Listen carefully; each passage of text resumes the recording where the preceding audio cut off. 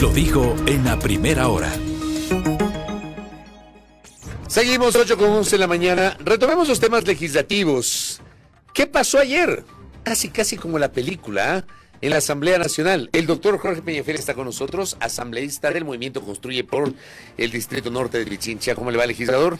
Querido Fabricio, muy buenos días. Un saludo pues a todos aquí en cabina y a toda la gente que nos mira y nos escucha. ¿Qué pasó ayer en la Asamblea? Ayer fue derrotado temporalmente la impunidad. Eso es lo que sucedió. La Revolución Ciudadana decidió, después de haber perdido abrumadoramente su moción de aprobación de su propuesta de reformas del Código Orgánico Integral Penal, salir de la Asamblea, y luego quedamos sin quórum porque el gobierno también, estando presentes, no se registró. Eso pasó. Estuvieron ahí, pero no se registraron. Sí, el gobierno tiene que dar una explicación. Pero en la bancada pero se supone que la bancada de gobierno aspiraba a votar la moción de su legisladora, que era la moción de la asambleísta María Fernanda Araujo. Sí, a nosotros nos sorprendió precisamente por esa razón, porque nosotros estábamos esperando que inmediatamente salga la Revolución Ciudadana, que en principio no nos sorprendió porque perdieron y era una posición más o menos legitimada la de salir del pleno con una derrota político. Con una derrota sin duda, pero el gobierno nacional estando presente, la bancada oficialista no se registra. ¿Y por qué cree que pasó eso? ¿Será porque se dieron cuenta que no iban a tener los votos para la aprobación de esta moción de 4 de la asambleísta Araujo? Posiblemente. ¿Ustedes iban a votar por esa moción? Nosotros íbamos por nuestra moción que no fue aceptada, que era el archivo. Y obviamente, ante esa realidad que no había posibilidad de nuestra moción porque no nos dieron paso, posiblemente íbamos a votar en contra de la Pero ustedes presentaron formalmente una moción de archivo, porque el presidente de la Asamblea dice que no. Absolutamente. Yo la presenté. Lo único que no sucedió fue la sustentación verbal de la misma. Escuchémosle al presidente de la Asamblea Nacional lo que dijo ayer sobre la moción de archivo, por favor, don Robert y don Diego.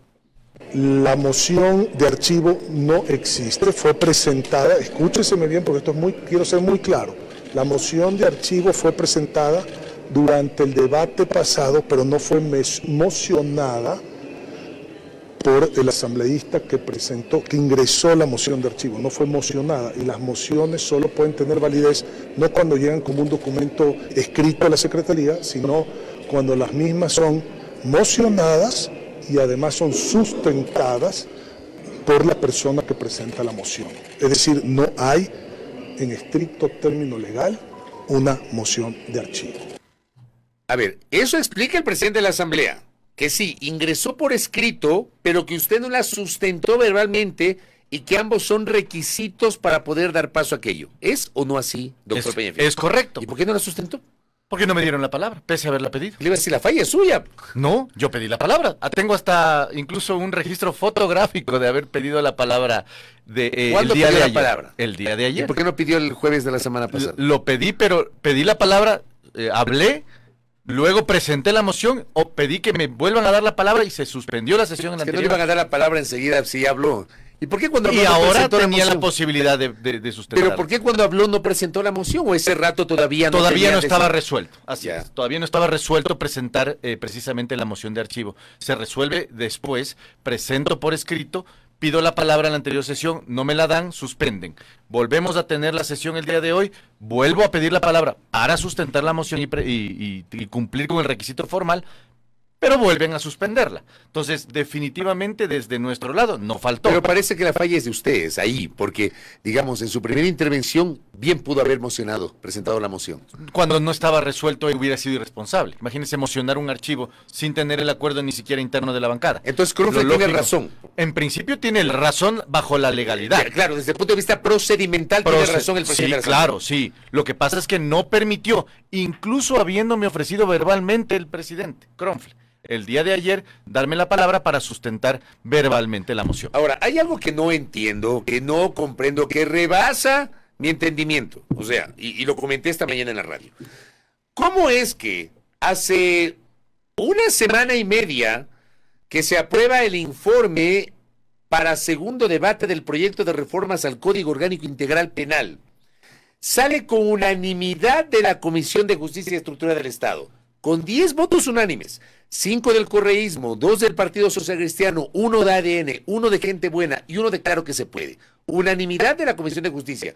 Y a la vuelta de la esquina resulta que nadie está de acuerdo. Yo no lo entiendo, créame. Vea, mi querido Fabricio, la política nos enseña que más allá de las intenciones, las versiones, las circunstancias, son los hechos consumados los que terminan definiendo o no un escenario político.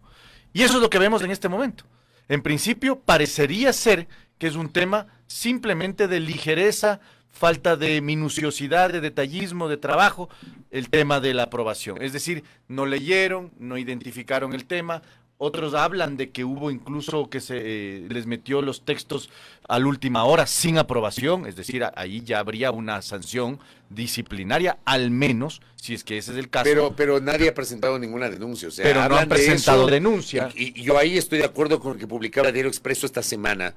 Resulta que hablan de esta presunción y yo hasta ahora no he visto que alguien haya presentado una denuncia. Por tanto, no existe. Porque incluso esa debería ser una denuncia ante la fiscalía.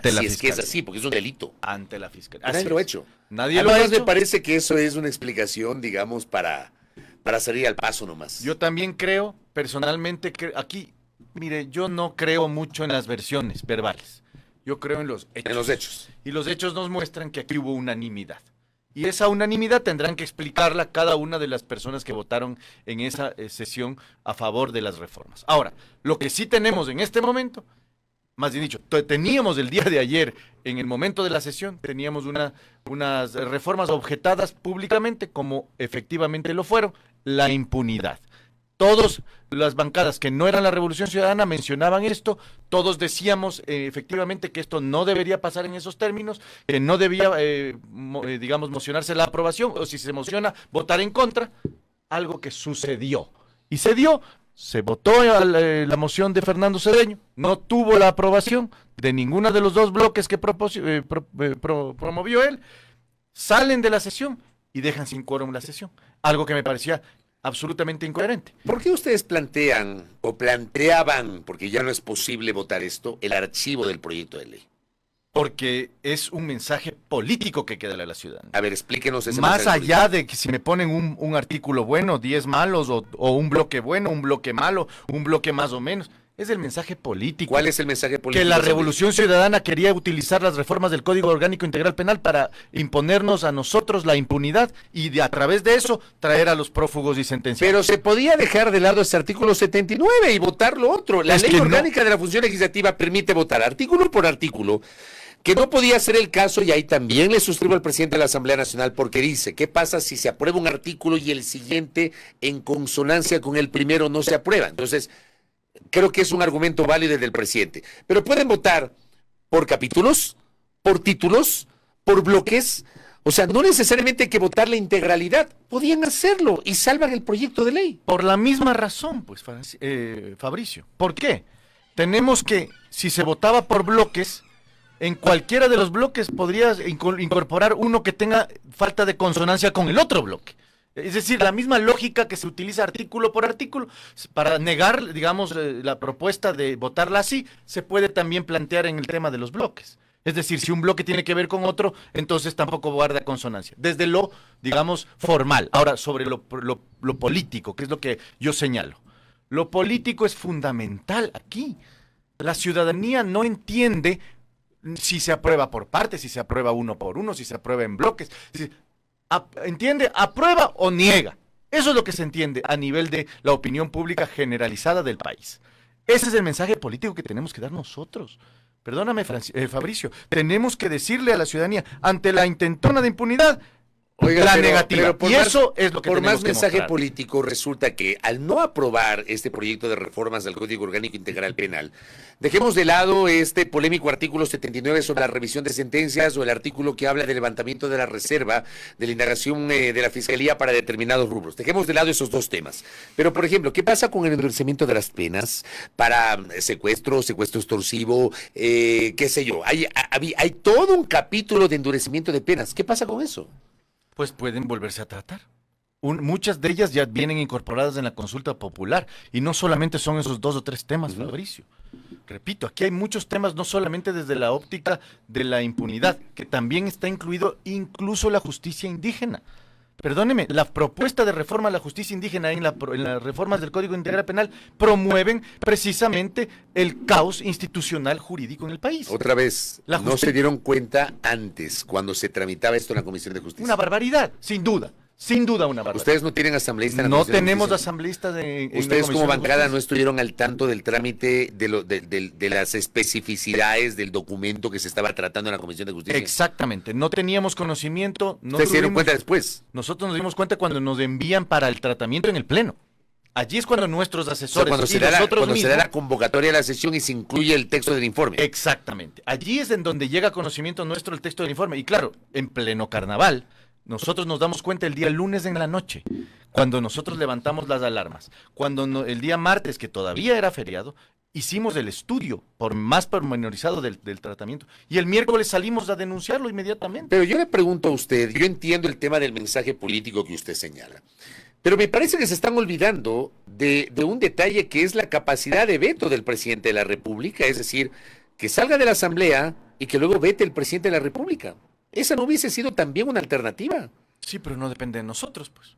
Y lo que depende de nosotros sí tenemos que atender, que es lo legislativo. Cuando nosotros nos dimos cuenta, alzamos las alertas. O sea, dar paso, digamos, desde la Asamblea que salga este proyecto de ley, inclusive con sus votos, no asegura que el presidente Noboa lo va a vetar. En principio eso, y segundo, nos desnaturaliza como bancada precisamente porque nosotros somos la bancada que estamos precisamente en contra de la impunidad. ¿Por qué? A ver, ustedes han repetido en varias ocasiones, le he escuchado a usted, le he escuchado a Ana Galarza, le he escuchado a Natalie Morillo, entre otros, hablar de la agenda de impunidad. ¿Qué significa eso en la práctica? Cuando ustedes hablan, no vamos a dar paso a la impunidad, ¿por qué insisten en eso? ¿Cómo se podría configurar esa agenda de impunidad, Jorge? Se configura desde todo ámbito, mi querido Fabricio. Varios ámbitos. Mira el concurso fallido de la Corte Nacional de Justicia a principios de este año. Una intentona clarísima de imponer a través de la estructura criminal de Wilman Terán un concurso para designar magistrados de la Corte Nacional de Justicia. Pero eso no tiene que ver con este proyecto de reformas. No, pero es que lo que quiero mostrar es la agenda de impunidad. Pues. La agenda de impunidad es transversal. Y eso es lo que tenemos que decirlo. No es solamente a través de una ley, no es solamente a través de un concurso, no es solamente a través de un proceso o designación de un funcionario, es a través de todos al mismo tiempo. Porque precisamente en todas las instituciones del Estado están involucrados funcionarios que tienen que ver precisamente con esta agenda de impunidad. Lo hemos dicho, lo hemos denunciado y hemos perseguido todas las instancias que nos corresponde. Obviamente, no podemos intervenir en lo que no nos corresponda, que es del Ejecutivo, por ejemplo, más allá de la fiscalización, que sí es obligación nuestra. Pero aquí hay una responsabilidad política de la designación de funcionarios también por parte del Ejecutivo. Y eso también es importante para revelar esta agenda de impunidad. Vamos a suponer que se da paso. Imaginémonos este escenario, más allá de que está claro que no existe el ambiente político, pero imaginémonos el escenario de que entre en vigencia este artículo 79 que establece esta causal de revisión de sentencias condenatorias. Entonces ahí se incorpora, que fue el texto que presentó el asambleísta José Agualzaca, las sentencias de la Corte Interamericana de los Derechos Humanos, vinculadas al Pacto de San José, del cual Ecuador es signatario, y las recomendaciones o las posturas o los informes de los comités de derechos humanos de Naciones Unidas. Que creo que esto segundo es lo que ha hecho ruido, no tanto el tema de la Corte, pero sí el tema de los comités de derechos humanos. También la Corte, pero ¿por qué? en menor nivel. ¿Pero por qué también la Corte? Antes de proceder con la pregunta. ¿Por qué la Corte? Porque la Corte ya existe, pues. Es decir, ya tenemos en este momento nosotros normativa que nos obliga como Estado. O sea, está de más entonces poner el tema de la Corte ahí. Absolutamente de más. Porque se supone que si, lo que quiere hacer es que iba a decir que no se respetaba la no, para nada. Corte. Lo que pasa es que es contenciosa la Corte. Y ese es el tema, la diferencia con los comités. Es decir, cuando una persona denuncia una afectación a los derechos humanos en un proceso judicial dentro del país a la Corte, allí hay un proceso contencioso en donde el Estado nombra a un abogado y defiende la posición del Estado versus la denuncia que presenta cualquier persona. Pero mi punto era sobre el tema de los comités. Ahí sí es diferente. El tema de la Corte. Y lo explicaba el otro día Juan Pablo Albán Alencastro, que nos atendió en una entrevista. Él conoce al dedillo el funcionamiento del sistema interamericano. Pero el tema de los comités, vamos a suponer que se incorpore ese artículo. Al final, tiene que instalarse un tribunal de revisión de las sentencias condenatorias en la Corte Nacional de Justicia. Y es ese tribunal de revisión el que va a tomar la decisión. O sea, ¿no es que obligatoriamente tiene que acoger lo que diga un Comité de Derechos Humanos de Naciones Unidas? ¿O sí? A ver, que no funciona así. Primer elemento. los comités de Naciones de Derechos Humanos de Naciones Unidas emitirían un pronunciamiento unilateral, es decir, no es contencioso, no es contractual. Por eso mismo. Por tanto, es una posición del comité. es una opinión. Exacto, pero al final del día, vamos a suponer que se incorpora esto y que vamos a un recurso de revisión de una sentencia condenatoria. Para mí, asambleísta Peñafiel, y es algo de lo que no se está hablando, lo de fondo no es eso, lo de fondo es la estructura o la integración de las cortes de este país, de la Corte Nacional de Justicia. No, Fabricio. ¿Por qué? Perdóneme. Aquí lo que se estaba haciendo era desnaturalizando el recurso de revisión, porque el recurso de revisión es para prueba nueva, sobre hechos nuevos, no opiniones nuevas. Cuando en cambio, si hubiera sido un proceso normal como existe actualmente en la Corte Interamericana de Derechos Humanos, es un proceso contencioso que busca el resarcimiento de la afectación causada por la sentencia, no busca la modificación de la sentencia ejecutoriada. En cambio, cuando se incorpora la Corte, en este caso, con esta naturaleza, y además los comités de derechos humanos, lo que se está buscando es cambiar la opinión que generó la sentencia, anular la sentencia. Entonces, sí es diferente, Pero no eso son lo hechos resuelve- nuevos. Correcto, de acuerdo. Yo entiendo su explicación y su punto. Pero lo que le digo es, entendiendo que es una opinión de los comités de derechos humanos de Naciones Unidas, al final un tribunal de revisión de la Corte Nacional de Justicia es el que se encarga de acoger o no esa recomendación de un comité. Sí, pero es que en principio estaríamos dándole pie a desnaturalizar el recurso de revisión. Primer elemento. Y sobre lo que menciona usted, mi querido Fabricio, efectivamente la decisión la tomará un tribunal que resuelva el recurso de revisión, pero ese recurso de revisión va a venir con una opinión de un comité de Naciones Unidas que muestre efectivamente que hay una afectación a los derechos humanos, porque si no, no hubiera sido aceptada. Es decir, ya hay una opinión de una instancia superior, en principio, a la de la institucionalidad jurídica ecuatoriana, que dice que hay una afectación a los derechos humanos. ¿Usted cree que un tribunal va a oponerse a una opinión de este tipo, teniendo la ley definitivamente ya vigente, cuando tiene esa opinión y además tiene la coyuntura efectiva de que tiene que dar paso a un recurso de revisión, al menos aceptar la trámite? Es obviamente beneficiosa la impunidad, pues, porque no es posible pensar que un tribunal va a irse en contra de un criterio superior, en principio, que lo estaría estableciendo esta reforma, de los comités de los derechos humanos. Aunque sea, como usted dice, una opinión. Aunque sea una opinión, pero ya desnaturalizando el recurso de revisión. Es lo que pasó tal vez con el caso de los hermanos Isaías y el pronunciamiento del Comité de Derechos Humanos de las Naciones Unidas. Esto ha pasado en algunos lados. No se olvide que Cristina Fernández de Kirchner también utilizó muchos criterios de las relatorías de derechos humanos y también de los comités de derechos humanos para sustentar su criterio de lawfare, que es lo que ellos vienen diciendo el socialismo del siglo XXI desde hace muchos años respecto a estos temas. Fundamentalmente lo que se quería hacer aquí era abrir un boquete. Luego verían ellos cómo posicionar su dinámica y su narrativa en relación a la aceptación o no de un recurso de revisión. Pero en principio, permitir la presentación en base a una opinión de una instancia superior de los derechos humanos a la institucionalidad ecuatoriana era una aberración jurídica. Primero jurídica y luego absolutamente desnaturalizando el recurso de revisión. Y con esto cierro, asambleísta Jorge Peñafiel, le pregunto a usted, ¿cómo están las cosas? Y usted me acaba de confirmar que no van a respaldar la moción del asambleísta Araujo. Creo que no va a haber votos para poder aprobar las reformas. Y después de 60 días esto se archivará por default.